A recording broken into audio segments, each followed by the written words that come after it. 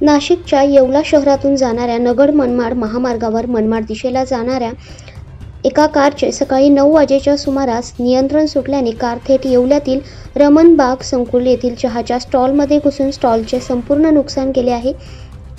यात सुदैवाने कुठलीही जीवितहानी झाली नाही। कारचे ब्रेक फेल झाले असल्याची माहिती यावेळी समोर आली आहे।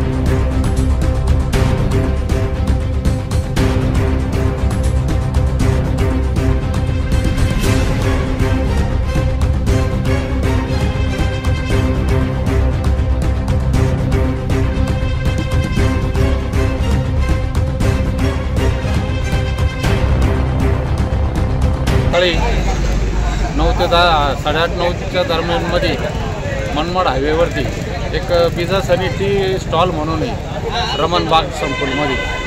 त्या रोडच्या कडाला असताना एक भरधाव वेगाने गाडी आली। त्या गाडीचे ब्रेक फेल झाले आणि ती पूर्ण गाडी पंच कंपनीची टाटाची तिचा ब्रेक फेल झाल्यामुळे ती पंच गाडी पूर्ण हॉटेलवर चढून गेली। पण या चढून गेल्यानंतर ती ब्रेक फेल झाल्यामुळे ते झालेलं आहे।